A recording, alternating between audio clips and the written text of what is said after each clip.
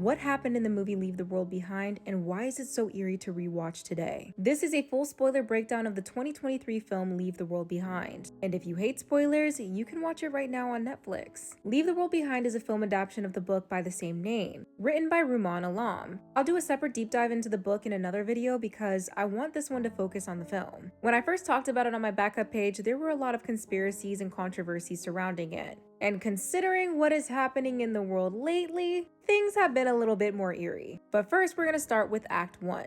Leave the World Behind opens with Amanda Seyfried, played by Julia Roberts. For the ones who've seen it and didn't pick up on this fact about her, she is an advertising executive. And on this particular day, she decides to take her family on a spontaneous trip. Her husband Clay, played by Ethan Hawke, and their 2 kids, Rose and Archie. And this vacation was to this luxurious rental house in Long Island. Now, it's pretty clear that this trip symbolizes escapism. Not only is Amanda eager to disconnect from the world, Rose is obsessed with finishing this show called Friends. Archie distracts himself with girls, sex, and video games, and Clay is known for sneaking away to secretly smoke cigarettes. These are all what's called a motif, and it symbolizes escapism, emphasizing reliance on comfort and their need to divert their attention from the real world. The house that they arrive at is beautiful and most definitely expensive. It has a pool, a locked liquor cabinet with top shelf liquor inside, and immaculate decorations all over. Now, it's possible that this vacation represents privileged escapism, which refers to people who ignore real-world issues because it's not directly affecting them. Kind of like those people who don't care about a situation because it's not directly impacting their family, or at least on a noticeable scale. The ones who know. But once they settle into the house, Amanda goes to the grocery store where she has this strange interaction. It's a silent one, but it's with a man wearing a cowboy's hat. Now keep this moment in mind because it's going to be important once we get to Act 3. He is a character you're going to see later on in the story. After this, Amanda returns home, has a moment with her husband, and then they take their kids to the beach. And that's where she notices that there's a pretty low number of people who are there. Instead of being alarmed, she takes it as them having their own private beach. There was one thing that they made sure that you noticed about this beach. While Rose and Archie were walking along the shore, you see that this beach is actually polluted. Like really badly polluted.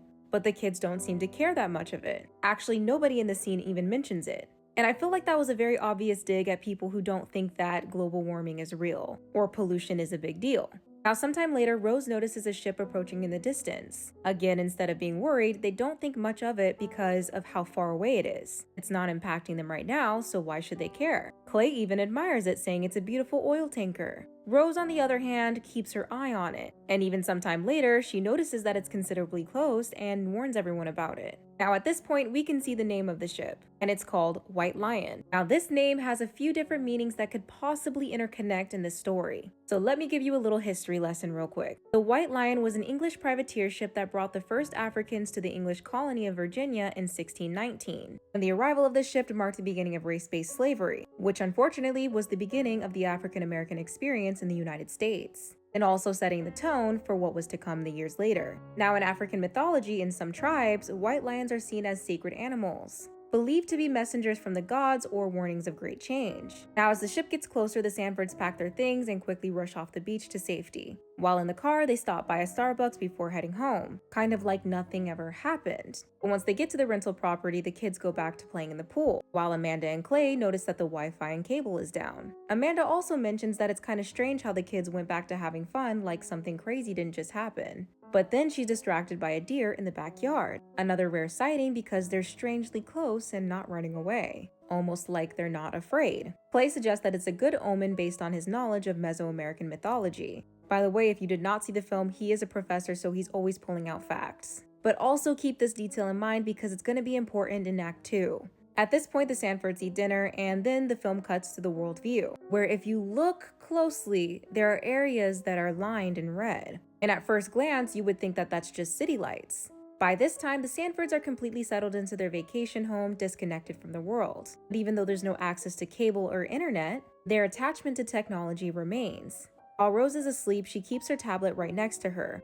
Frozen on Friends, Season 10, Episode 17, which is coincidentally the second to final episode, and it's called The Last One. Then in the other room, Archie is asleep with his phone and his headphones nearby, a clear sign of dependence on technology. Isn't it a bit strange how they're escaping in this vacation home, but they still can't escape their technology? Meanwhile, Amanda and Clay are downstairs playing Jenga and drinking wine. As Amanda gets up to refill Clay's glass, he mentions his student Maria Miller, and he tells Amanda that Maria had asked him to write the foreword to her second book, which was an exploration of how media serves both an escape and a reflection for people. But what you will notice about this film is that it will always hint at something and then it will confirm it later. Now, considering everything I've already said, some things are about to be confirmed. Because while Clay is trying to tell Amanda about the student, she gets distracted by some noises outside. Then there's this knock on the door that shatters their sense of isolation and security. No more escapism. Standing outside is G.H. Scott, played by Mahershala Ali, and also his daughter, Ruth, played by Mahala. They do not say their names yet, but they do introduce themselves as the owners of the house. And from the moment that they arrived, Amanda is visibly uneasy. And her uneasiness is not just about their unexpected appearance. It's rooted in deep-seated racial and class biases. And like I said in my last video, racism, which the book and the film both reveal through her actions and her words, as well as her thoughts.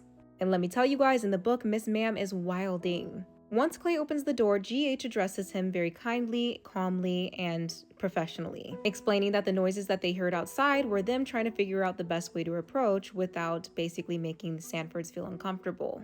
That's when Amanda approaches the door and he greets her by full name. This gives some credibility to the claim that he is in fact the owner of the house. But even though G.H. presents himself as this calm and sophisticated person, Amanda remains resistant, questioning whether this is truly his house. You must be Amanda. Amanda Sanford, right?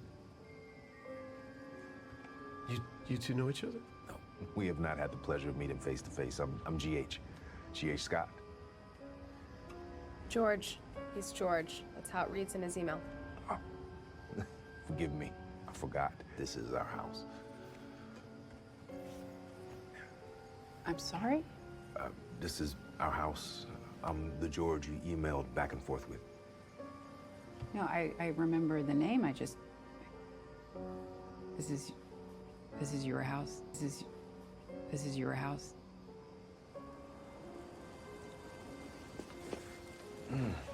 It's pretty obvious that the skepticism is majorly because of their race, making both GH and Ruth very uncomfortable. Now they're standing outside, it's cold, so GH asks to go inside. Clay, of course, immediately letting them in, showing that he is the more welcoming one of the two. Meanwhile, you can sense there is tension between Ruth and Amanda, and this is a dynamic that's going to linger throughout the entire film. Eventually, they take the conversation into the kitchen where Ruth and GH explain where they were at that night. They were actually in the city attending the symphony when the blackout occurred. Ruth even adds that her father is on the board of the Philharmonic, emphasizing that they are of high social status. And this is something that challenges Amanda's assumptions about them. They go on to explain that instead of going to the 14th floor condo that they own in the city, they decided to go home because GH couldn't climb those 14 flights of stairs. And this is also the moment where Ruth reasserts that, this is their home. And for me, this was a statement that really spotlights the growing discomfort in the room. This tension is not just about the blackout or their unexpected arrival. It's about ownership, privilege, and perception. And what makes this scene so interesting and unsettling is that GH and Ruth prove multiple times that they are the rightful owners. Remembering and addressing Amanda by full name, Ruth navigating the house effortlessly, and aside from knowing that the in-law suite's downstairs, GH will do something that is literal proof that he lives there. But despite all of this, Amanda refuses to accept it. Instead, she later confides in Clay that she believes GH is like a handyman and Ruth is a maid. Or they're both just criminals that are trying to win one over on them, or do something horrible to their children. Because in her biased worldview and her subconscious racism, those are the only roles that they could possibly have because they're black people. And side note, if you're somebody who says blacks, it is 2025. Retire it. And like I said, the book is even worse because not only do you hear what they're saying, but you also know what they're thinking. Now, I did jump ahead a bit, but the truth is that this house does belong to them. And Amanda knows this. She just doesn't want to give up her illusion of isolation. Amanda's real struggle isn't about GH and Ruth.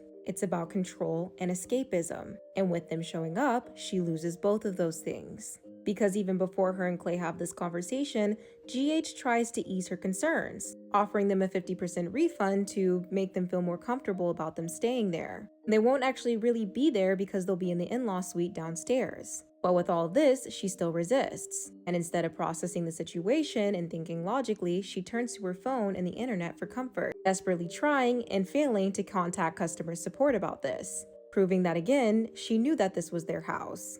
and finally verbalizing her discomfort by saying this. Look, I'm sorry. I just, I don't feel comfortable staying in a house with people I don't know. In that moment is exactly what prompted GH to go over there and unlock the liquor cabinet, revealing an entire envelope full of cash. Again, another silent but undeniable confirmation of his ownership of the house. And also, this is the same liquor cabinet that Clay was trying to get into. After GH offers the cash, Clay takes it, and Amanda is still unsettled by the whole situation. They go upstairs, they talk, and have the conversation that I spoke about earlier. Now, after this conversation, Amanda and Clay agreed to go downstairs and talk to GH, kind of getting a feeling of who they are before they agree to let them stay. Which is crazy because it is their house. They return downstairs where GH is casually making cocktails, trying to establish a sense of normalcy in his home. But Amanda is not there to play nice. She's there to interrogate him. She immediately fires off the first question, asking where he lives in the city. He answers in Park between 81st and 82nd.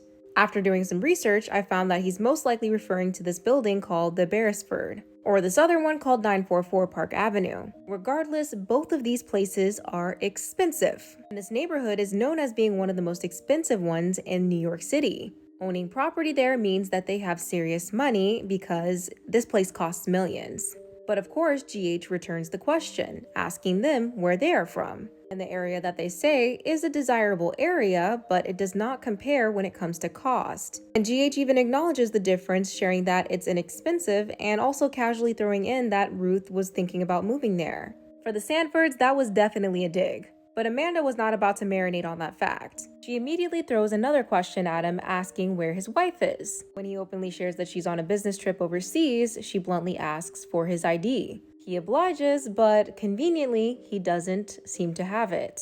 He explains that he might have accidentally left it in his jacket that was left at the symphony. But before the tension can escalate further, Ruth abruptly turns on the TV, blasting an emergency broadcast signal at full volume, reminding everyone that there is an actual crisis that's happening outside. By this time, Clay gives in and tells them that they can stay. And in a very strange transition, the Jenga tower falls over. And I'm still trying to figure out what that part in the film meant. But after this, GH and Ruth go downstairs into the in-law suite. And Ruth is clearly unhappy that they have to be there. She expresses how much she wants them to leave, but GH reassures her that the only way that can happen is if they feel safe enough to leave. What you'll notice is that GH and Clay are close mirrors of each other, whereas Ruth and Amanda are mirrors of each other as well, especially in terms of confrontation and passiveness. And in my opinion, giving the message that although we're different, we are very much the same. But this is also the moment that we learn that GH may have some more intel on what's going on, but he refuses to share any of it until later.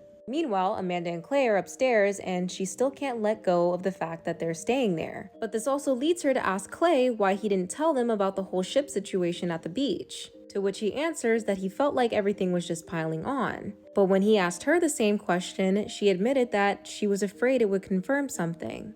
It would confirm that something was definitely going on, feeding into the idea that we are for the most part aware that we tend to turn to escapism when there's something wrong. It's our way of ignoring the world and not facing our problems. But the crazy thing is that the moment that they are not paying attention is the exact moment that there is a crucial piece of information shared on the TV. At some point, the television gets some signal, and it informs everyone that's watching that what is happening is a cyber attack. And this cyber attack is impacting the entire United States. But what I did not notice before is that it showed an entire map. And what the map was saying was that the more populated cities were the ones being impacted the most, whereas the more rural areas were the ones with the lowest impact. And also on this map, there is a QR code that leads to this place called Lake Shawnee Abandoned Amusement Park. And this is a real place in West Virginia. But the sinister thing about this little Easter egg is that this location is actually a Native American burial ground. And it has a very strange story that may or may not connect with these characters in this one. Here's your second history lesson.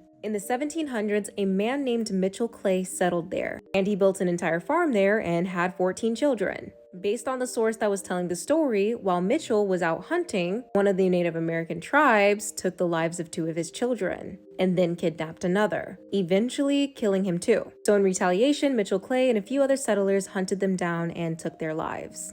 Over the next few decades and centuries, the Clay property would transform from a farm to an amusement park, and at some point was home to a speakeasy. But no matter how much it changed, there was one thing for certain. Death was a recurring incident on this property. It's kind of wild how the amusement park is so fitting with the theme of the story. White settlers settling on land that isn't theirs, an amusement park being a place for escapism. The fact that it's abandoned ties to the whole leave something behind theme. You guys, I have to say, I don't know if I'm reaching, but if I'm not, this is brilliant. And get ready because soon we are going to dive into Act 2.